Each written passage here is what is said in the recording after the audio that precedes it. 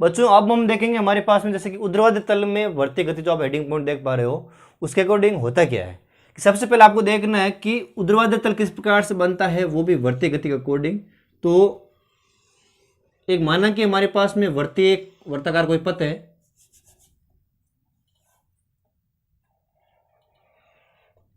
इस वर्ताकार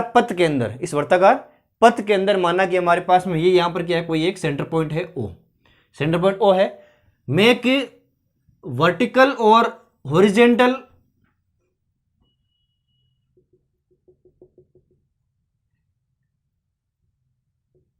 डिवाइडेशन कर देता हूं बीच में,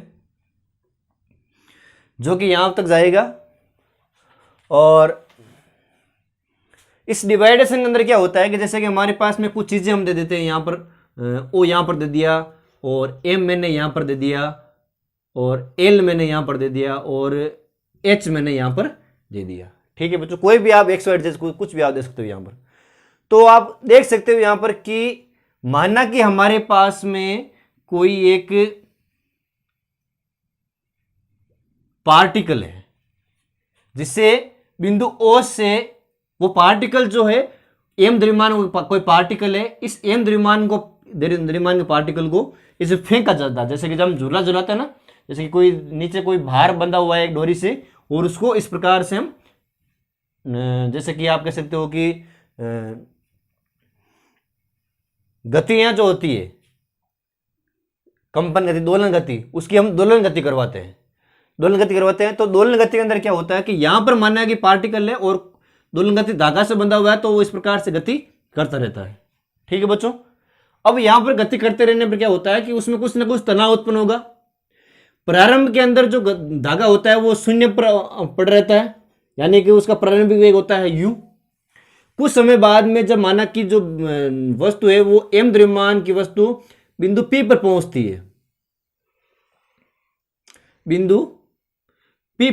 है, तो वहां पर इसका जो वेग हो जाएगा वो हो जाएगा v। प्रारंभ में u, अंतिम में v, और धागे के अंदर जो तनाव हो जाएगा वो जाएगा t। अब अगर हम घटकों के रूप में बात करें तो इसका घटक हो जाएगा mg cos theta, mg sin theta, और परिणामी भार हो जाएगा इसका mg। हमारे पास में यहां पर जो दूरी है वो एक त्रिज्या के रूप में है, तो इस दूरी को हम क्या करते हैं, जैसे कि हमारे पास में कुछ ना कुछ लंबाई उस धागे की भी है और एक दूरी भी है, मिनिमम बात मान के चलें तो सबसे पहले हम बात करते हैं कि ये कंप्लीट जो एक है वो क्या है, त्रिज्या है।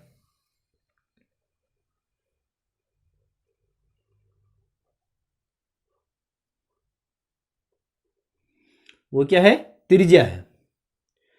और त्रिज्या के रूप में अगर हम बात करें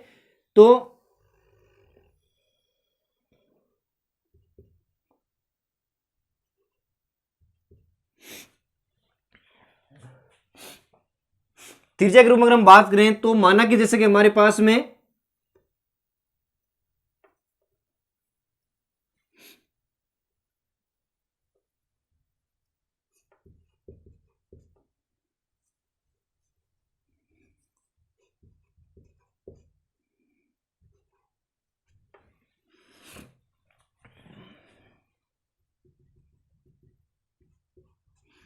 त्रिज्या के रूप में अगर हम बात करें तो हमारे पास में देखिए कि यहां पर हमने एक मान दिया है h का, जैसे कि कंप्लीट तो r हो गई, और यहां पर इसकी जो वैल्यू है वो माना कि आप कह सकते हो जैसे कि ये मैंने ऐसे मान के चलते हैं पॉइंट, ये पॉइंट इसलिए मान के चलते हैं क्योंकि यहां पर आने के बाद में देखिए यहां पर जो दूरी है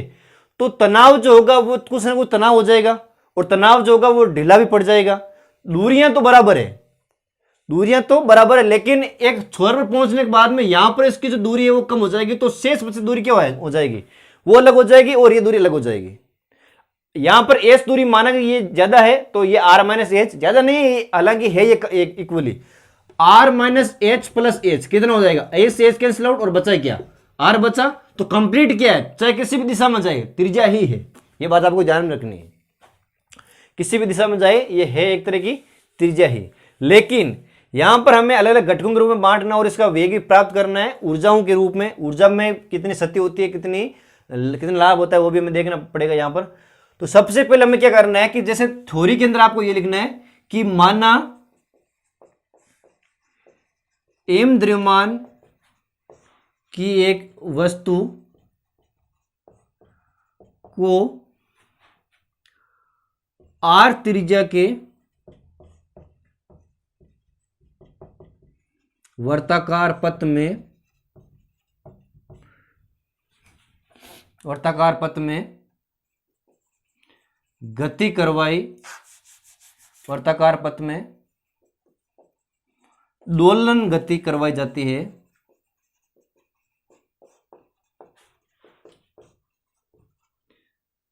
तथा प्रारंभ में इस वस्तु का वेग u है। कुछ समय बाद वस्तु बिंदु P पर पहुंच जाती है जहां इसका अंतिम वेग v है, जहां इसका अंतिम वेग v है। ठीक है बच्चों, अंतिम वेग v होने पर क्या होगा कि हमारे पास में दोनों जो अवस्थाएं होगी, जैसे कि चाहे गतिज ऊर्जा हो, चाहे जो हमारे पास में जैसे कि स्थितिज ऊर्जा हो, दोनों की हमारे पास में वैल्यूज प्राप्त होगी और उस वैल्यूज के अकॉर्डिंग हम उस पार्टिकल का जो वेग है वो हम निकाल पाएंगे कि पार्टिकल का वेग कितना है, फिर उसमें तनाव कितना आएगा धागे में, कि धागा कितना तना हुआ है बिंदु P पर, तो उन चीजों को हम देखेंगे। ठीक है बच्चों, अंतिम वेग v है।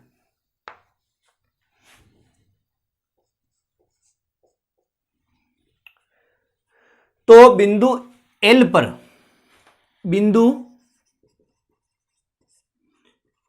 पर जो यांत्रिक बिंदु L पर ऊर्जा बराबर बिंदु, ऊर्जा का मान बराबर होगा क्योंकि त्रिज्याएं जो होगी वो बराबर होगी बिंदु P पर ऊर्जा, वो कितनी हो जाएगी,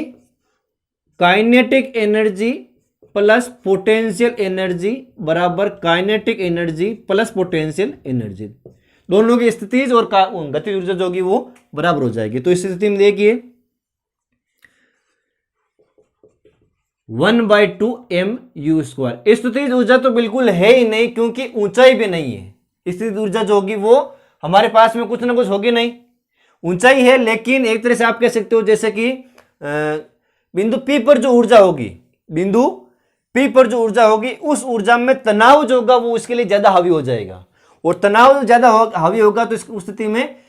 गतिज ऊर्जा तो आपके पास हो जाएगी mv², और पोटेंशियल ऊर्जा जो होगी वो नगण्य रूप में होगी, और इस स्थिति में ये क्या हो जाएगा, गतिज ऊर्जा हो जाएगी 1/2 mv² प्लस पोटेंशियल ऊर्जा हो जाएगी mgh के रूप में। ठीक है बच्चों, यहां पर देखिए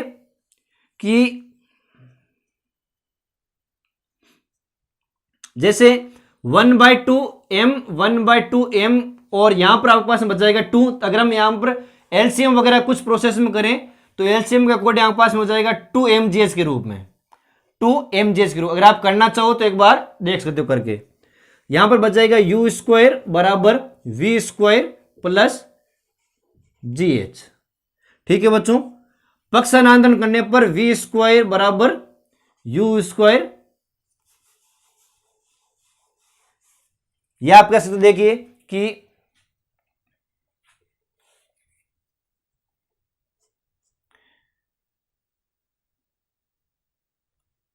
पक्ष हमने जो है वो स्थगित किए हैं तो u² प्लस gh के रूप में। ठीक है बच्चों, यहां पर हो जाएगा v equal to under u² plus 2gh plus 2gh के रूप में। ठीक है बच्चों, अब जो हमारे पास में ये वेग आ जाएगा, इस वेग का जो मान है ये तो हमारे पास में आ गया वेग कि धागे का वेग कितना है, और अगर हम बात करें हमारे पास में जैसे कि एच का जो मान है, एच का जो मान है वो आ जाएगा कितना, देखिए कि एच की अगर हम वैल्यू इस प्रकार से लें, एक ये एल लंबाई का अगर हम धागा लें, एल लंबाई का एक धागा लें, तो उस धागे में क्या होता है, जैसे कि एक कोस थीटा के रूप में चीज आती है, जो कि आपके पास में ओ एन पी त्रिभुज होगा, उसके अकॉर्डिंग ये वैल्यू निकलेगी। ओ एन पी जो त्रिभुज है उसके अकॉर्डिंग ये वैल्यू निकलेगी। ठीक है बच्चों, तो सबसे पहले हमारे पास में वेग तो आ गया। अब हम देखते हैं धागे में तनाव। धागे में तनाव, धागे में जो तनाव होगा यानी कि टीपी की जो वैल्यू होगी वो वैल्यू हो जाएगी आपके पास में, जैसे कि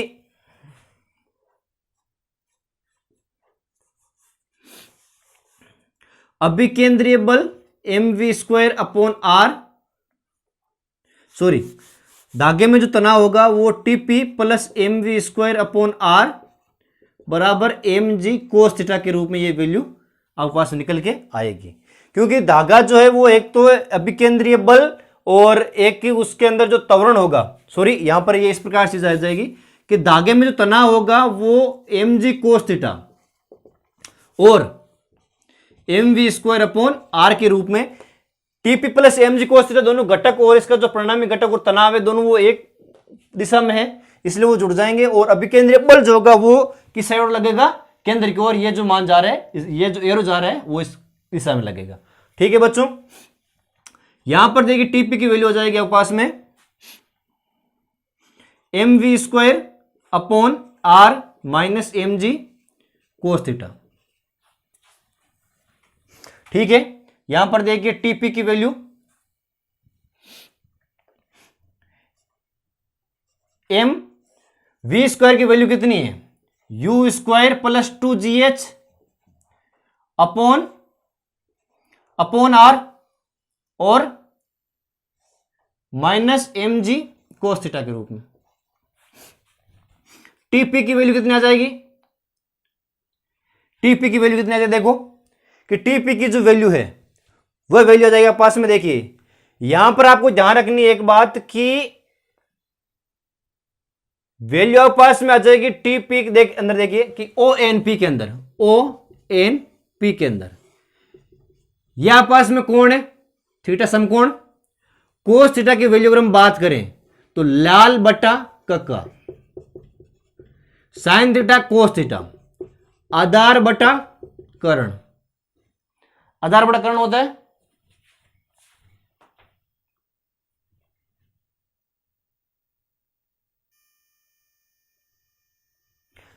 आधार बटा कर्ण होता है। आधार बटा कर्ण में क्या हो जाएगा, देखिए कि आधार तो आपके पास में क्या है, आधार क्या है, एनपी है, एनपी अपॉन कर्ण का मान कितना है, कर्ण का मान है टी, कर्ण का मान है टी, तो एनपी की वैल्यू पास में ज्ञात करनी है। या आप कह सकते हो, देखिए अगर आपके पास में एल लंबाई का एक धागा है, एल लंबाई का एक धागा है, तो उसके अकॉर्डिंग आपके पास में जो वैल्यू हो जाएगी वो हो जाएगी एल माइनस एच। इस वैल्यू को हम एल मान के चले, आर का मान अगर हम एल मान के चले, चूंकि आप कह सकते हो कि आर इजिकल टू एल, तो यहां पर हमारे पास में देखिए एच की जो वैल्यू आ जाएगी वो हो जाएगी एच बराबर L minus L cos theta. ये वैल्यू हमने प्राप्त की एज्यूम करके, जो कि आपके पास अगर हम बात करें एच बराबर एल 1 माइनस कोस थीटा, आगे सॉल्यूशन में हमारे पास में काम आ जाएगी। तो आपको देखना ये है कि यहां पर देखिए अब आपकी चीज जो हो जाएगी वो पूरी चीज हो जाएगी। मान के चलते हम टीपी बराबर mv² अपॉन आर, और इस आर की जगह अगर मैं लूं एल, एल मान के चलूं तो L minus mg cos theta. TP बराबर वी की जगह मान क्या जाएगा 2g, एल भी आप लिख सकते हो, कोई दिक्कत वाली बात नहीं है। आपके पास में एल मान के चलते हैं तो you square plus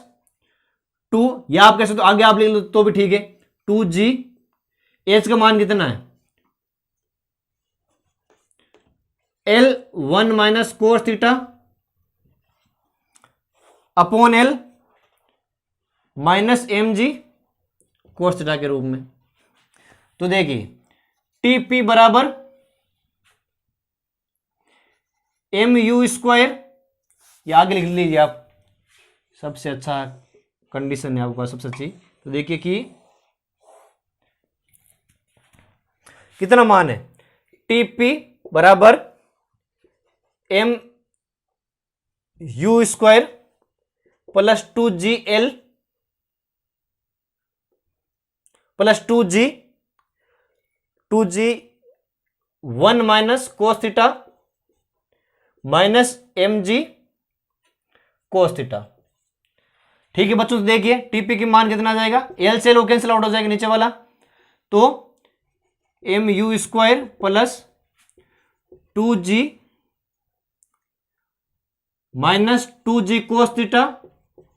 minus mg cos theta.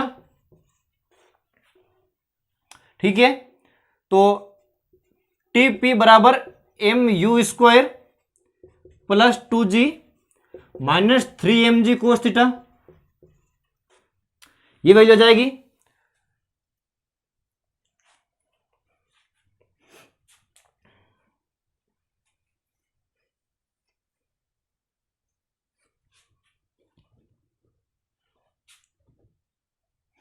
तो देखिए बच्चों m और m दोनों इक्वल में है, तो कितनी वैल्यू आ जाएगी, टीपी बराबर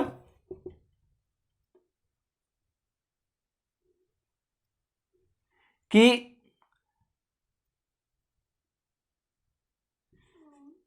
m, जैसे कि कॉमन ले लिया हमने, m you square minus 3g cos theta plus 2g, ये आप पास में क्या जाएगा, धागे में तनाव आ जाएगा। ठीक है बच्चों, एक स्क्रीनशॉट ले लें आप एक बार, किस प्रकार से वैल्यूज हमने रखी है, किस प्रकार से हमने सॉल्यूशन को प्राप्त किया है। ये आपके पास में वैल्यू है कंप्लीट, जो बढ़ती गति होती है ऊर्ध्वाधर तल के अंदर, उस गति के बारे में जो हमने चीजें प्राप्त की उसके बारे में। होप कि आपको चीजें अच्छे समझ में आए और आपने इस लेक्चर को एंजॉय किया। जल्दी ही नेक्स्ट वीडियोस लॉन्च करेंगे, और तब तक के लिए जय हिंद जय भारत।